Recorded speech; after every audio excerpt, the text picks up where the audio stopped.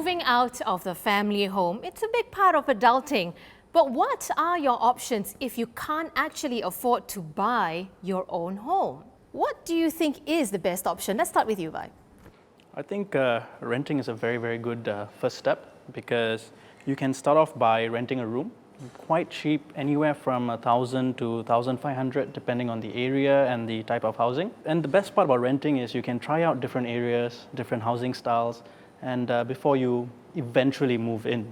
You know, you can always stay with your folks, but I do understand that I think younger people are less inclined to hang in there and stay with their parents, and get married and stay with their parents before moving out. They would just rather rent or get married only after getting the flat.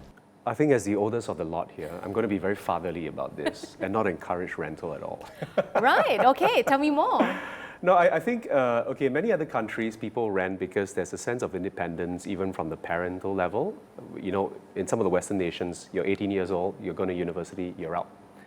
Here in the Asian context, I think our parents are a little bit more sentimental about us leaving, so they do want to hold us back. So, I mean, it's a privilege that we have, to be honest, and access to a privilege, right? And for me, I come very pragmatic from the standpoint of investment. Every month, $1,000 going out goes into the landlord's pocket, helps the landlord to pay his mortgage. That money does nothing for you except just having a roof over your head. But it's not building or storing even any wealth. $1,000 putting into your bank account or your piggy bank every month is you storing wealth and preserving wealth. But paying for rent, that money is a sunken cost. If you can, maybe after university, spend 3 months, tell your parents, I'm not going to work for 3 months. We're going to be digital nomads in Bali. We'll go and stay in a villa together. We'll work together. We'll go and do yoga together every morning. I think 3 months together should more or less give you a nice feel about whether the person already is. Yeah, so I think there are more palatable options to look at that are not so permanent and not so, I would say, destructive in terms of finance. So how much of one's monthly salary or a young one's monthly salary needs to be allocated in order to, move out and live on their own?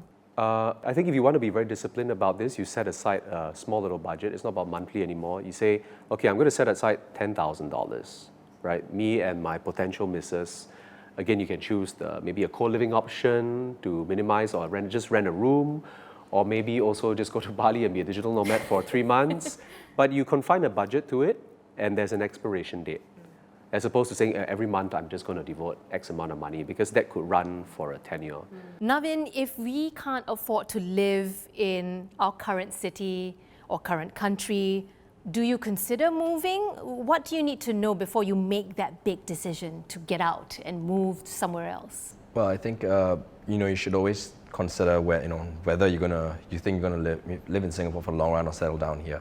I think if you're getting ready, or if you're not thinking about living here in the long term, or if you want to spend 7-8 years overseas working, you might want to hold back on even purchasing a property here. You might want to just consider thinking, setting aside money for the eventual purchase, maybe 7 years down the road, and then focus on maybe just paying rent overseas.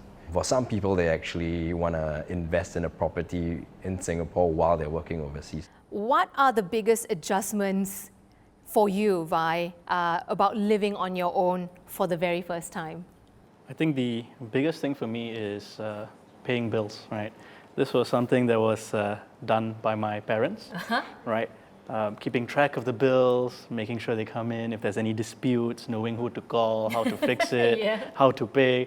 It's a very big change, but you get used to it very quickly, at least. Yeah. Well, you have to, because no otherwise choice. Everyone's going to come knocking on your door. What about you, Justin? Oh gosh, laundry. I experienced living independently because I went overseas to study. Yeah, and my mom actually went up with me, and when she left, you could feel this big void, right? Because suddenly your dishes are still in the sink. You have to chop your own onions and mince your own garlic. Yeah, so there are a lot of these things. But I mean, jokes aside, I think the biggest thing was about actually taking care of the real estate. Because now you've got to take care, like I said, of taps that break, air conditioner breaks down, a lot of these things. You've got to clean your own space. And depending on your standards, cleaning is also on many tiers of standards there, right? So if you're a bit OCD, Yep. you might be the one wiping the glass every day on the mirror to make sure that there are no thumbprints and stuff like that. So a lot of these things give rise to utilizing a lot of your time. Yeah, whereas when you live with your folks or whatever, things are taken care of. Yeah. So you actually have to lose your Sunday mornings and your Saturday, maybe in the mornings as well, to clean the house, laundry, da-da-da. Yeah. And you might used to have a very exciting life. Saturday morning, you're like, brunch, Sunday morning, brunch, we go for champagne brunch.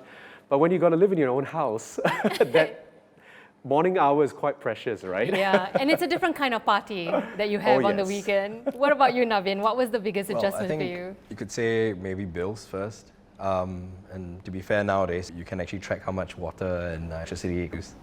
And I used to just turn on the heater and when I was living in my parents' place and have a shower and forget to turn it off. And now I see how much electricity it consumes, right? And I'm very conscious of small things like this now. I guess that's part of adulting.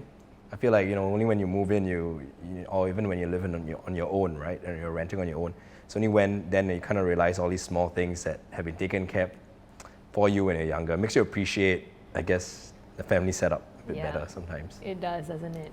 Gentlemen, thank you very much for spending your time with me today. And that's a wrap on our property panel discussion. Thank you for joining me. I'm Andrea Hing.